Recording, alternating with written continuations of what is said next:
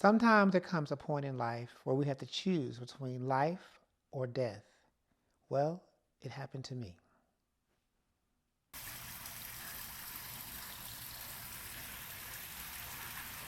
Hi, my name is Steve Gaines. I was born here in Tennessee in a smaller city called Murfreesboro, which is a suburb of Nashville, Tennessee. Um, I am one of four children.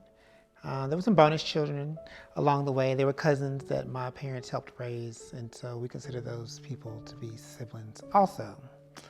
Um, I love Tennessee. I am a realtor now, former hairstylist. I really enjoy selling homes. It gives me the freedom to live and enjoy life. I've been through a lot in my life. I've had car wrecks that should have killed me. I've had falls that should have taken me out, but I've had cancer several times. I've had cancer now. This is my fourth time. And this one is very different for me. After the second round of chemo, the second time I went through chemo, I decided that I wasn't going to treat anymore if it came back. And I was, thinking, oh, it'll be later in life. But now I'm 42 years old and I have cancer again. I have multiple myeloma, which starts in your spine and your bone marrow and gradually spreads throughout your body and damages organs and other things. But it's incurable. So, that was kind of different. So, I'm happy right now in life. I have people in my life that I love, surrounded by love. And I thought that I may decide to treat, but then I was like, no, I'm not going to do it because I wouldn't be able to live. I mean, I really enjoy life, and I'd rather live my last days really enjoying life, traveling, hanging out with friends and family, rather than being poked and infused with chemo drugs and not able to move around, confined to a bed, for the rest of my life. Now, this one has been a different one because my siblings and my family and my friends are taking this one really hard because it is terminal. It being terminal has changed a lot. It's made some people realize that life is short. It's made some people realize that tomorrow's not promised and that we must continue to live every day as if it's our last. I have not cried, but for myself, I have cried for friends and family who are taking it really hard. They have questions. They don't understand. Like my father, he wishes that it was him instead of me, his child dying, but I'm okay. I wanted answers. I got those answers. And if I transition today, I am okay because I know I'll be in a better place at peace with no pain, no hurt, no suffering. And I can walk around with a smile on my face every day.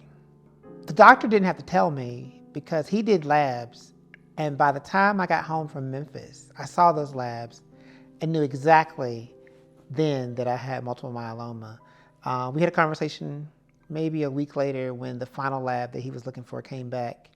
And still doing testing. There was no feeling of sadness, no feeling of joy, just a feeling of relief because I had an answer as to why I had been losing weight and feeling so tired and drab for so long. Back at the end of end of September, I started losing weight. And I started losing weight rapidly. I think I've lost, by the end of October when I went to Orlando, I had lost like 40 pounds from where I was. Now I'm at a total of 83 pounds. So I've gone from, don't really remember, but I'm at 267 now. 167, sorry. I'm at 167 now. And it was just a big change. I mean, the weight was rapidly coming off. My clothes weren't fitting. That was really frustrating. Didn't want to have to buy new clothes at that size. I'm like, oh, I'm going to gain weight back. Maybe this is just a phase. But I continued to lose. So now I'm a 30 waist. I actually got a 29 the other day. But that has been a big struggle. I mean, losing the fat in my face and aging so fast has been a really big struggle for me over these past several months.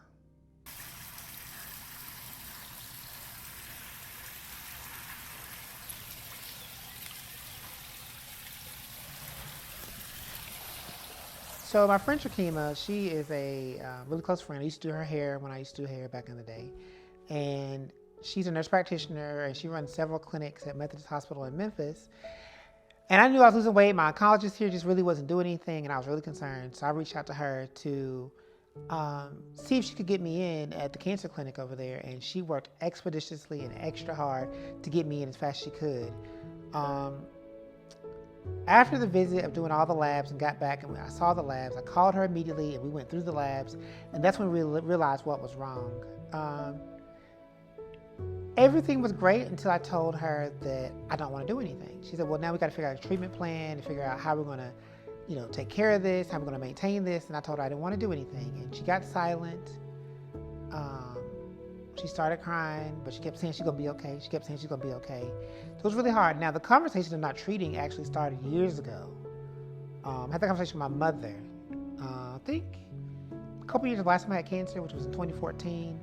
I had cancer last, so maybe in 2016, after my friend died from cancer. He died, and I felt so guilty from that because I had made a decision after the first time I had cancer that I was not going to go through chemo anymore.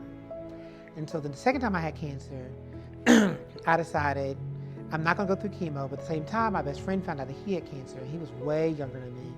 And he had overcome a lot. He had skin cancer. He had lost an eye due to skin cancer. But this one right here was just really different. And he wasn't going to treat. And I said, well, why are you not going to treat? He said, because you're not going to treat. And I said, well, that's not fair. I said, I've lived a full life. You should treat. And so I treated that time, but I promised that I would never do that again because he still died even though we both treated. And so that's been really hard on me ever since. But my mom's okay with that. My oncologist here didn't sit well with him. And he had a conversation with my mom one day when she went to the doctor with me. And she said, yes, it's okay because we know where he's going when he transitions. We know that his faith is strong. And he's going to be okay. So I didn't actually tell my siblings. I take that back. I only told one sibling. I told my mother that I did not want to tell them until later on when I started to seriously decline. Or I had all the answers where the cancer had metastasized to and where it had, what organs and things it was affecting. But my mother told my sister next to me and my brother that's younger than me, but none of us told my baby sister. So they both called me the next day talking about something because I had done something day before. Oh, I worked on a landscaping project. And they were like, oh, so you didn't call and tell us the big news? And I was like, what big news? And I was like, the landscaping project? No, not the landscaping project, your other big news. And I was like, what is that? They were like, I said, oh, I have cancer? I said, well, who told you? And they were like, Mama. So we didn't tell my baby sister, and eventually I had to tell her because God has a way of revealing things to people when we don't want it revealed at that time. So he started speaking to her and telling her that I was going through something and told her she needed to help me out. And so he told her to send me some money. And my sister is a tightwad, and she's not sending no money freely without you paying her back. But she was obedient, and she sent that money. She didn't know why. And I ended up picking up the phone. I told my mama, I said, well, God's going to tell her, so I might as well go on and tell her. So I called and told her, and everybody's kind of shocked that when I tell them that I'm smiling, I laugh about it because I think God's just funny. He's just hilarious, but it's okay. Everybody's taking it okay. They're taking it rough. They talk to my mom a lot, but no one talks to me about it. When I talk to them, they don't want to talk about it, or they just start crying. I'll be like, okay, I got to go. So my siblings have really been struggling with my cancer diagnosis and knowing that it's terminal and knowing I don't want to treat as to how long they will have me around in their life, and they were struggling really hard. I mean, conversations that I had with my mother made me realize how bad they were struggling with what was going on.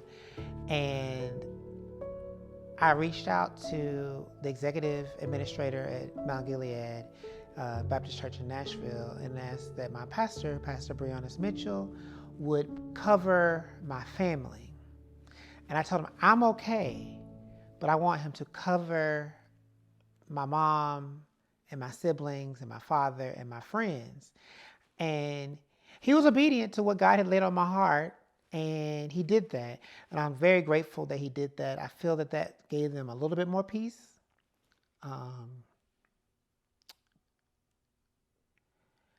It allowed them to understand that it's not about them, it's about me. And the one thing about that prayer that I really liked was when he said, let's be in agreement with what thee wants, what thee's will is, in the midst of praying for healing. And healing does not have to be on this side. Healing can also come after we transition. But that was a big shift in those around me that support and love me. So the battle has been, my decision not to treat and live. But at the same time, there's been a slight toggle in trying to decide if I want to do anything to prolong the possibility of me being here with them. And in that, I think I've decided that if I can do a bone marrow transplant, a stem cell transplant, or something like that, I will do that. I just don't want to do chemo. And that has led to a struggle of just leaving them behind. But I recently watched a sermon from Eddie Long that my mom sent me on Facebook. And it helped me a lot with that because in his sermon, he talked about time. And in that timing, he talks about the fact that 42 years here on earth is similar to 1 hour in heaven. So if I were to transition, it would be only a moment before I'd be reunited. And that has given me peace. It's given my family some peace in my decisions that I make.